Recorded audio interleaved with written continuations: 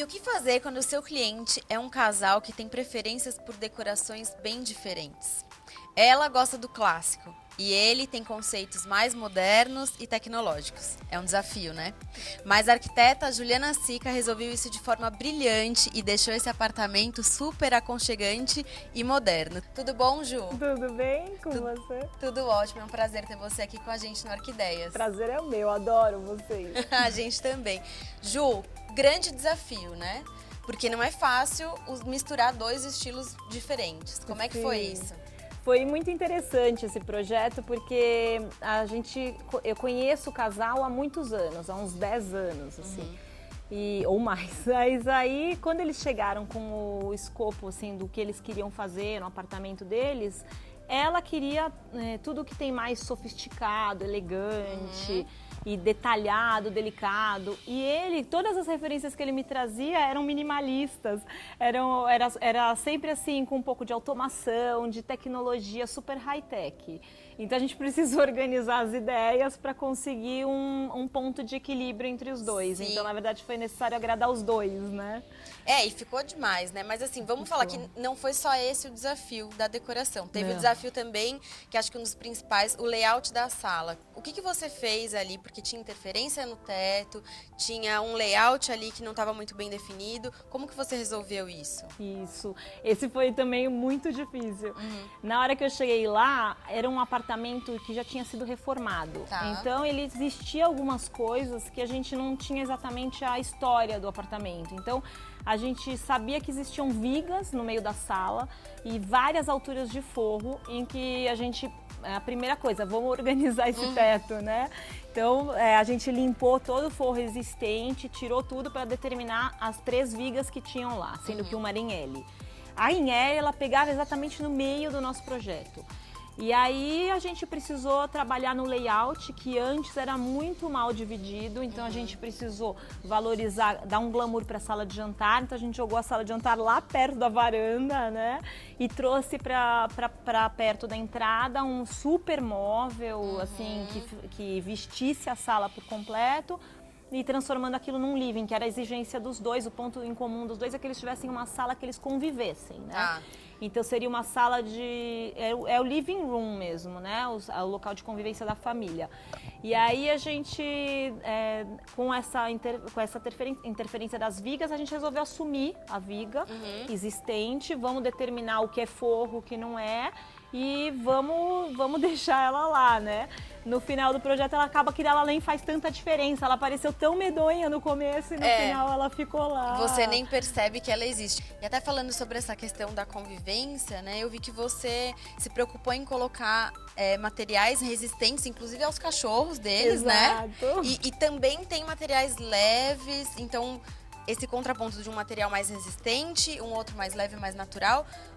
O que você pensou? Quais foram os materiais que você usou nesse caso? Para equilibrar o todo, a gente precisou, né, ir montando o quebra-cabeça, né? Então a gente trabalhou, a primeira coisa, eles têm crianças e a solicitação era que não tivesse muita laca, porque na sala anterior tinha laca e lascava muito. Então a gente trabalhou com folha. Então assim, vamos trabalhar com o lado nobre da madeira, com o natural da folha. Então escolhemos a folha, fizemos um móvel enorme em folha. Mas aí ele pesa também, né? Então a gente precisava de um piso mais claro para poder contrapor. Então a gente caiu no porcelanato, porque eles também tinham problema das cachorras que conviviam na sala. Então a gente colocou um belo porcelanato enorme, tecnológico, resistente e tal. E aí a gente trabalhou com rodapés folhados também em madeira para dar esse aquecimento. E até, Ju, falando nessa questão dos revestimentos, me conta o que você fez naquele hall. Porque assim, alguma mágica você fez ali, né? Porque parece que ele ficou imenso. Aquele hall é muito engraçado, porque eu tenho por característica de conceito de projeto, eu gosto de um hall que seja mais fechado, mais escuro, assim, porque é a sensação de um túnel de transição. Legal. E a hora que você entra no apartamento, você automaticamente entra sem saber o que você vai encontrar lá, né? Então eu gosto dessa brincadeira.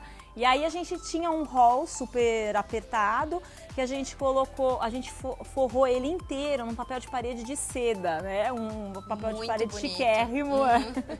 E aí a brincadeira foi que a gente já tinha um teto com um rebaixo, né? Tá. E aí o que a gente fez? Forrou ele com espelho. Nossa, E que deu demais. certo, porque aí a gente trocou a iluminação por LED, que esquenta menos, daí ela não trinca o espelho. E as listras, elas parecem que sobem. E parece até um pé direito duplo, Parece né? infinito, né? Porque É. ele sobe, chega no O espelho. efeito ficou assim impressionante, Ficou. até difícil de ver numa foto, assim. Ficou, às Tem vezes que não ser dá nem pra pessoalmente, entender. Muito legal. muito Ju, bonito. vamos falar agora da parte íntima ali Vamos. do apartamento. Quarto, o dormitório do casal e banheiro. Bom, banheiro, eu adoro banheiro, sou suspeita pra falar. E assim, acho que mulher que não queria aquela bancada de maquiagem. Por favor, conta o que você fez. Esse banheiro foi muito bacana, porque foi assim, ele já estava lá e estava reformado e era um banheiro bonito. Tá. Só que não tinha a bancada de maquiagem, que era o sonho da proprietária. De toda né? proprietária, de toda mulher. Aí a gente acabando o projeto e o marido falava, não, vamos segurar, tal, tá bom, tal.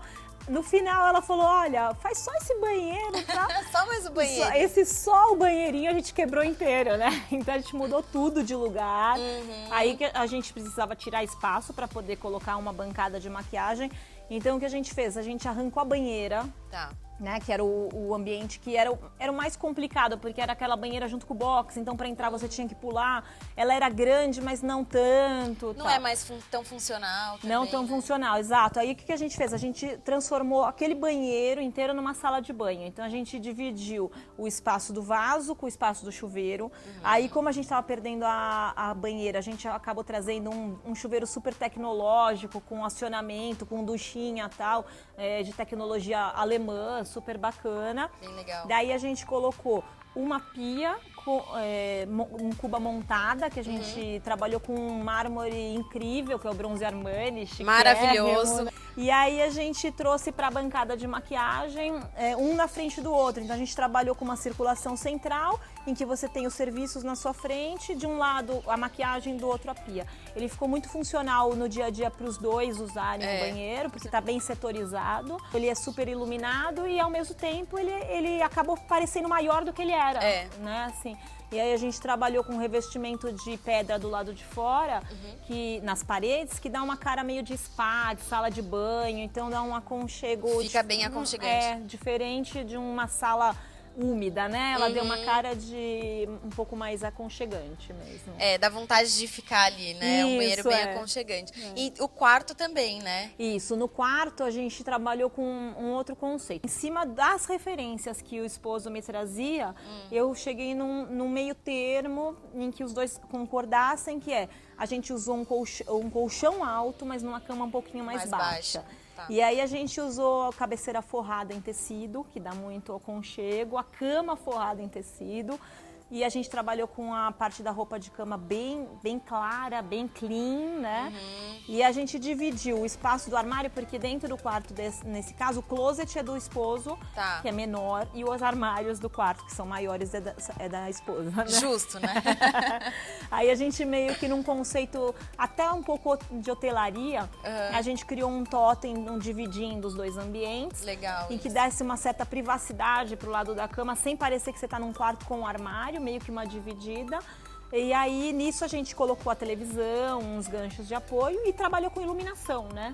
Que é o fundamental. Então, a iluminação lá, do apartamento inteiro, para falar a verdade, é todo pensado assim na sensação. E no menos é mais. A gente sente que ela tá vindo, mas a gente não sabe de onde ela vem. E aí o que tem de destaque é porque merece destaque. Então aí a gente usa um pendente na cabeceira do casal que a gente destaca para dar feminilidade até do lado da esposa.